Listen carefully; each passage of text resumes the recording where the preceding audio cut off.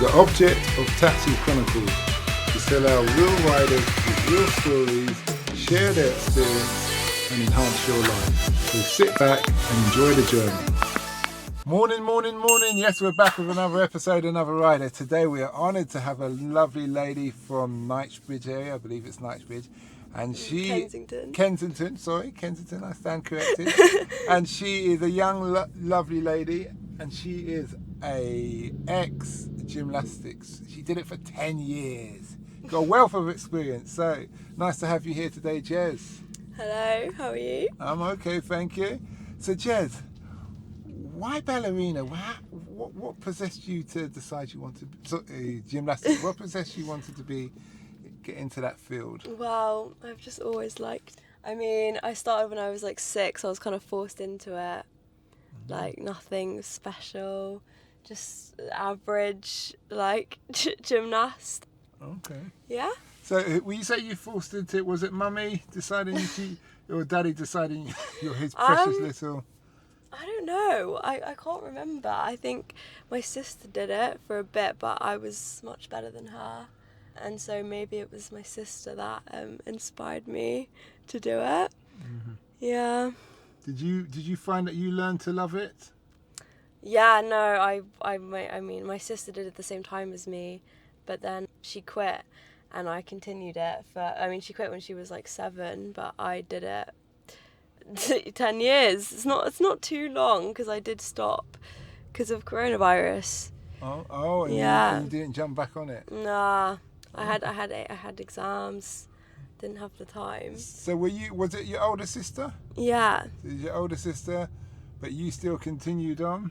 So tell us, what did you find out about the world of gymnastics that you wish you knew when you had started it? How mentally abusive it is. Really? Yeah, it's really bad. The coaches are very when I was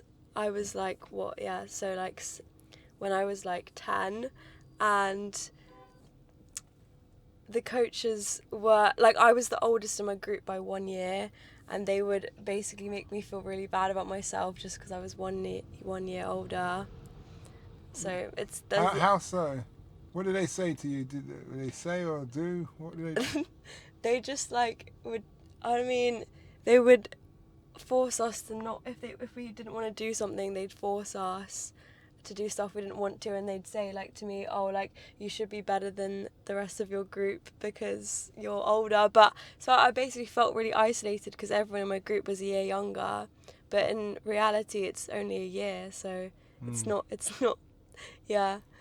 Is that why is that why your sister left? No, she wasn't that good at it. She only did it for a couple years. Oh, okay. And then did horse riding, other stuff. She had other interests. Oh, did you do horse riding? For a bit, not really. Okay, no issue. So, did you tell your parents about that behaviour? That seems quite strong. They knew that they used to force us to do stuff we didn't want to do, and I would come home crying a lot of the days, being I can't do it anymore, but I felt obliged. I don't know, it's a very toxic industry, and especially I've been to 3 different gymnastics clubs and all the coaches have been insane. I've never had a normal gymnastics experience. Have you seen that show about gymnastics on Netflix about the girls who were doing really well and they were mistreated? No. Okay, it was an interesting show. It's interesting. Maybe it's something you should watch, because what you're talking about brings to mind about the Netflix documentary and stuff. Yeah. Mm-hmm. So how long? So what standard did you get up to? Your just to make sure I'm with you. Gymnastics. Do you use that horse? But do you use the horse? Oh no, that's the boys. That's the boys. So the boys. Oh, so it's set differently. So the boys do that number where they do the leg. Yeah, the thing horse. Going around the horse. It's different for boys. Completely different. Why is it different like that? I don't know. I think they do the rings as well, and like the one bar, I don't know what it's called. So no women do the rings? No, it does require like a lot of strength. Upper body strength? Yeah. Which I don't think, it's just genetically, like, boys have more upper body strength and stuff, but I don't know. Yeah, that's just always been the way. Okay, well, it sounds quite strong. It's like interesting. How long did it? So you could do a tumble? Could you do a tumble? Yeah. What could you do? Honestly, I can't even remember. I did stop like 2 years. To know the technique. I don't know if you'd know what I'm talking about, really. Try me. Like a twist in the air, like it's like when you, like a full twist in the air. Yep. That was I wasn't that good, to be honest. Like, I think it's because my gym focused more on the younger, like, people, because they were younger and they have more potential. Okay. Yeah. I hear you. Do you feel that if they'd been nicer to you, that you would have gone further? I feel like everyone stops gymnastics when they're like around 15. I don't know what it is. Is it because the body changing as a female? Yeah, it does actually stunt like growth when of a female and everything. But I also know like a lot of the people I used to do gymnastics with, like, quite a like worrying amount of the people I used to do it with like turned into like like they did loads of drugs because they were mentally scarred. Like this, it sounds like I'm not promoting it. No. I had a good time whilst I was there, but now I think back at it, I didn't, like, when I was younger I didn't think much of it, but now I'm like, wow, that was quite bad. No, don't worry about promoting it, because the slogan for us is real riders, real stories. Yeah. Obviously you're the rider and you've got the story, so you just say it as it is, because people need to know if there's something wrong or something they should be concerned about in gymnastics if they put their little girl in. So if I put my little girl in, you better not be shouting at her or telling her these things. I'm sure there are nice clubs. I actually now do coaching. Okay. And it's very nice, but it's not very advanced. I feel like all the advanced kind of clubs more strict on all the stuff. I don't know. Mm-hmm. But the one I work at's pretty chill. Okay. Yeah. So when you're coaching, what's the method of coaching that you use? I only just started, but I only just started, to be fair. But I'm not like the head coach or anything. I just help with like technique and stuff, really. Yeah. But you still have it in you, the ability to coach, so don't you? Well, the techniques and everything that you. Yeah, I guess so. Yeah, it comes back. It's like riding a bike, to be honest. Although I guess I wouldn't be able to do much, but if I'd practiced a bit, I would be able to get it back. I think. Okay. Yeah. When you look back now, yeah. What decisions, if you could have changed anything, what would you have changed? I think, I don't know. I would have pushed myself more. I think I didn't. I was really scared of like failing, but at the same time, like I think I should have pushed myself more, because I think I had more ability, but I think I was just too scared. Do you think it would have helped if I don't know if they were there, if one of your parents was sitting watching you when you were doing it? Well, no, my parents are very supportive. Yeah, they always came to my competitions and everything. But I was referring to training. Oh, I don't think parents were even allowed to watch. Yeah, but that's the problem. That may be the problem, isn't it? I don't know. Honestly, if parents could watch, they would not like let their child in there. Like, there was a lot of screaming. Like, it was very scary for a young child. But it was so normal to me that, like, now I look back at it and I talk to my friends. I'm like, wow, can't believe. What was the competitions like? How did you feel before you had the competition? Oh, I was always so scared. I never won anything, really, because that was also another thing I'd changed, because I got so nervous before competitions, and like I travelled all the way to the Bahamas one time for a competition, and everyone in my group won something apart from me because I got so nervous before. So yeah, that's annoying. Have you learned to get over that nervous streak in you? I haven't really been put up to something like that, but the only thing similar, I guess, is kind of like public speaking, which I'm fine with. I think I've gained quite a lot of confidence from gymnastics, because I feel like I've been not shunned, but like, I don't know what the word is, when kind of just silenced a lot of the time. Like, I never could express myself because it was all about what the coaches thought. But now I'm very confident because of that, I think. Well, you're doing well now in your public speaking. No, you are very clear. You're not going and all these other things that people do. So I take my hat off to you in that regards. Yeah.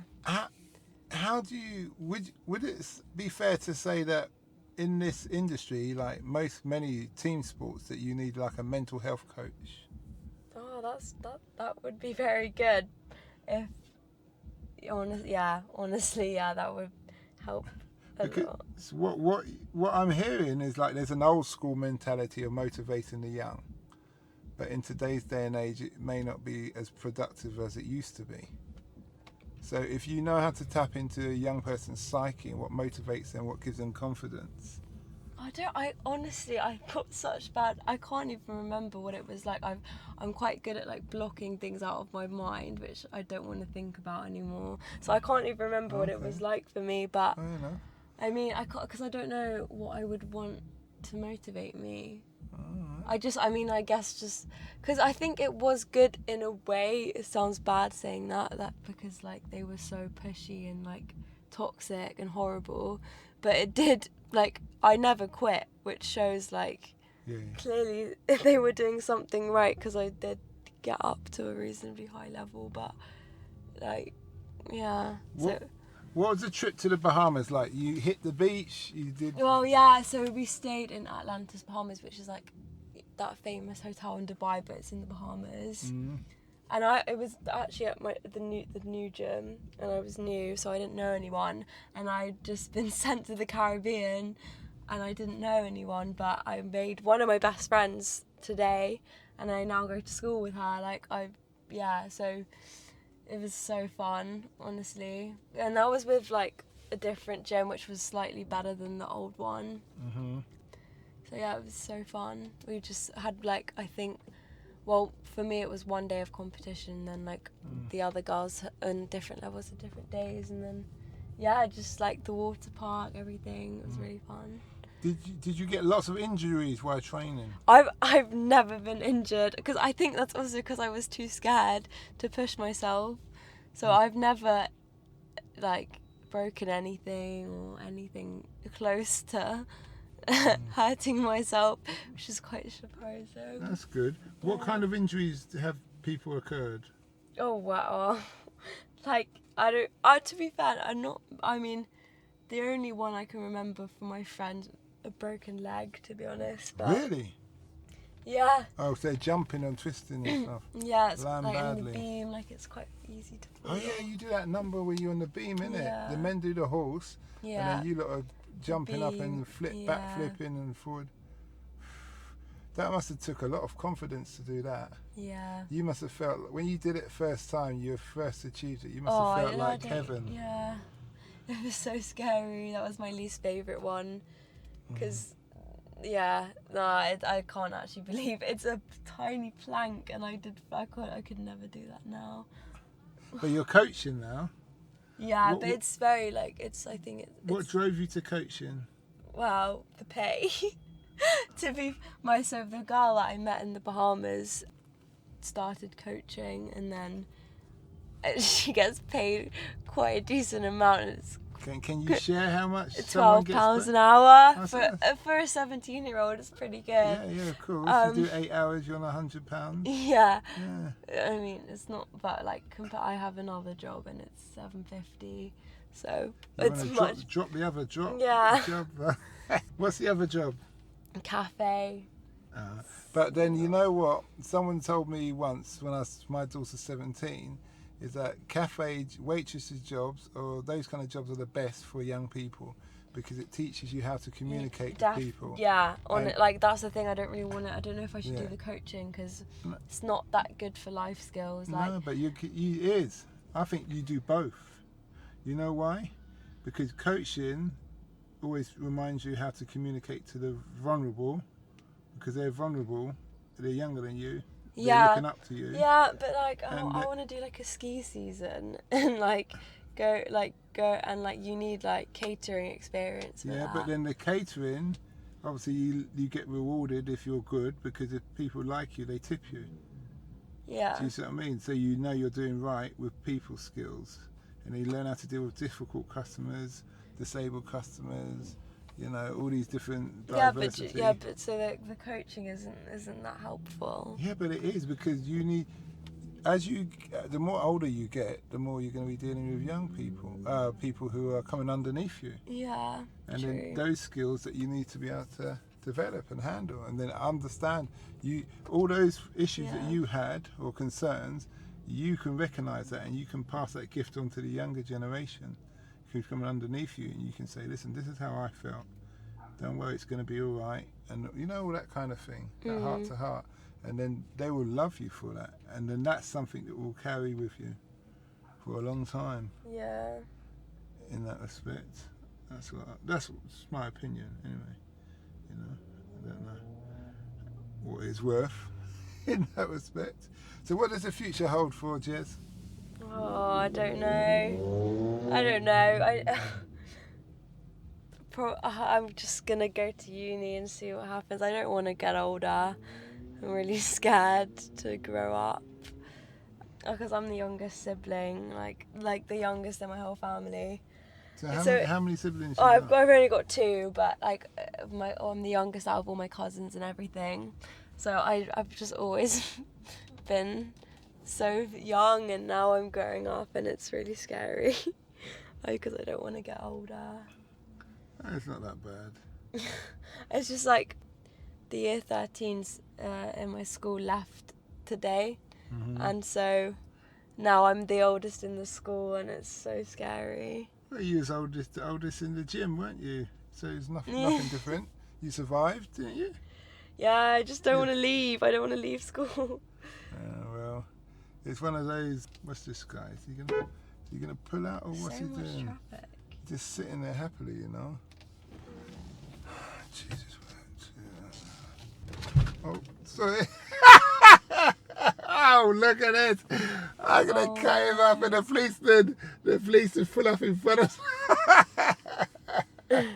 Yeah, let me put it. Can I go? I don't want to be up the policeman. Thanks.